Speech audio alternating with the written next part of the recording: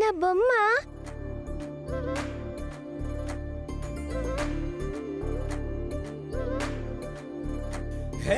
Thanks friend. Thank you so much.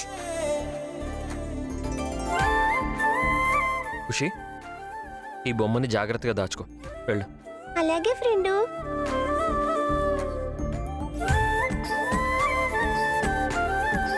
నాకు దేన్నైనా కలపడమే వచ్చు, విడగొట్టడం రాదు.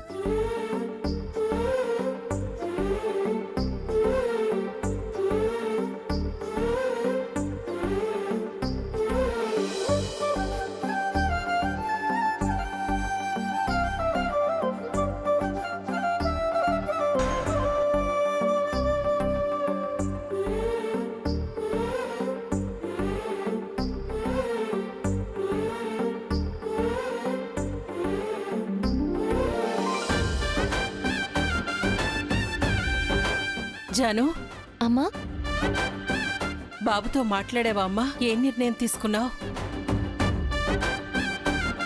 సార్తో మళ్ళీ కొత్త లైఫ్ స్టార్ట్ చేయాలని అనుకుంటున్నానమ్మా.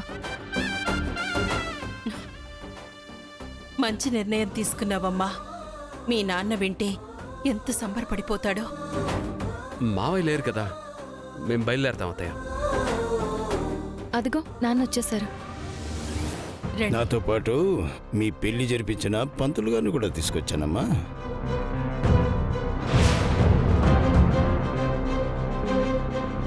ఏమైందండి? చెప్పండి పంతులు గారు. నన్ను క్షమించండి అమ్మా. మీ అమ్మాయి జీవితంలో ఇలాంటి ఒడిదుడుకులు రావడానికి కారణం నేనేనమ్మా.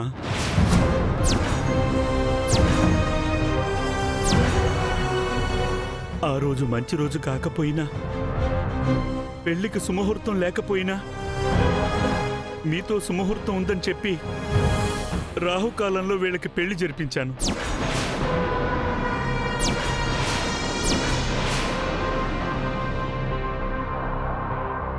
ఎందుకు ఇలాంటి పని చేశారు మీరు? భయపెట్టారమ్మా.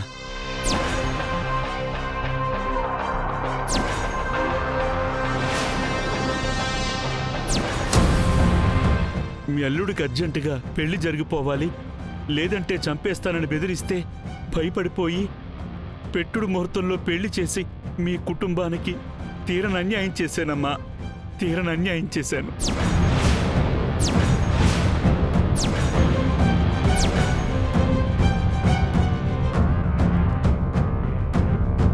చెప్పయ్యా, దీనికి నువ్వేం సమాధానం చెప్తావు?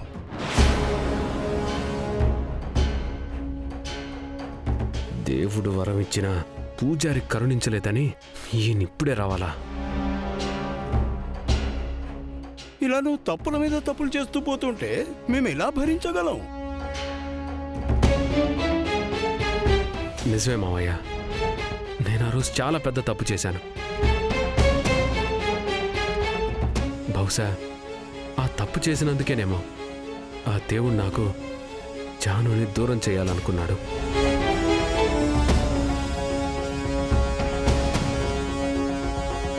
తప్పుడు ముహూర్తం పెట్టించినందుకే ఎన్నో తిప్పలు పడాల్సి వచ్చిందని అర్థమవుతుంది మావయ్య.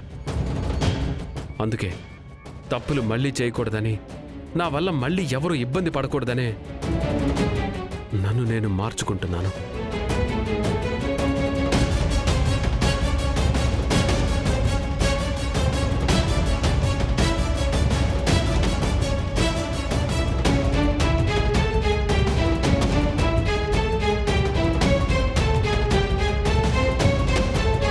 అయ్యో బాబు.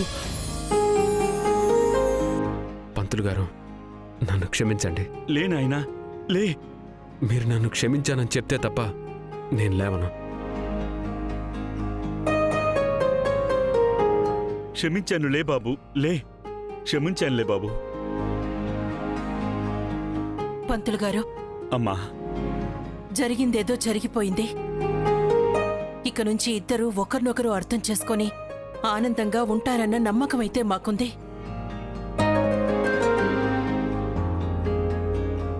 ఆ నమ్మకం నిజమవ్వాలంటే మనం ఒక పని చెయ్యాలమ్మా.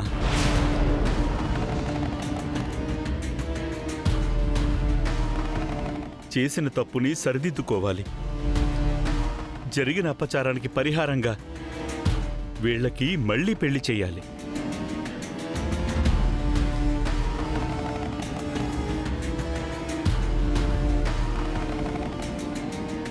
మళ్ళీ పెళ్ళంటారేంటి పంతులు గారు? అవునండి, ఆ రోజు దుర్ముహూర్తంలో జరిగిన పెళ్లి కాస్త ఇప్పుడు సుముహూర్తంలో జరిపిస్తే భవిష్యత్తులో దంపతుల వైవాహిక జీవితానికి ఏ ఆటంకమూ లేకుండా ఉంటుంది.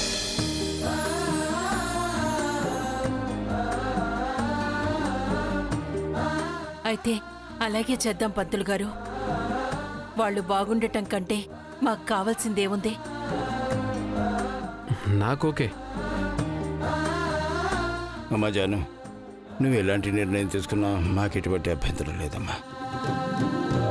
చెప్పు జాను, మనం మళ్ళీ పెళ్లి చేసుకోవడం నీకిష్టమేగా?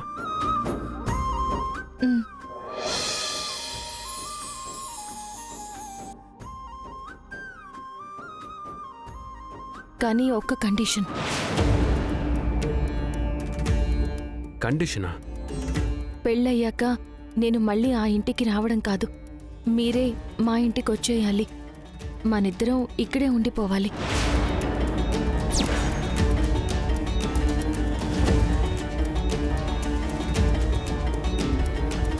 అంటే ఇల్లరికమన్నమాట. పేరేదైనా కానివ్వండి. మీలో మొదలైన మార్పు ఆగిపోకూడదు అంటే మీరు బంధాలు బంధుత్వాల మధ్య ఉండాలి. నలుగురితో ఉంటేనే ఎదుటివారి ఫీలింగ్స్ ఏంటో అర్థమవుతాయి.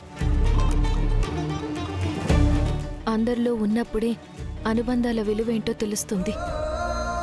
మీరు మారిపోయారని కేవలం మేము కాదు సార్, జయనందన్ గారంటే మునుపట్లా కాదు, ఆయన మారిన మనిషి, మంచి మనిషి అని అందరూ రేపు మీ గురించి గొప్పగా చెప్పుకుంటూ ఉంటే అది విని మేమంతా సంతోషించాలి. అందుకే మీరు మాతో పాటు ఇక్కడే ఉండిపోవాలి. దీనికి మీరు ఓకే అంటే మళ్ళీ పెళ్లి చేసుకుని మీతో కొత్త జీవితాన్ని ప్రారంభించడానికి నాకేం అభ్యంతరం లేదు. ఎగ్జామ్ రాస్తున్న వాడికి చిట్టీలు అందించినంత ఆనందంగా ఉంది జాను నాకు. నువ్వు, అత్తయ్య, మావయ్య ఇలా అయిన వాళ్ళ మధ్య ఉంటేనే కదా నేను బంధాల విలువని, అనుబంధాల్లోని ఆనందాన్ని ఆస్వాదించగలను.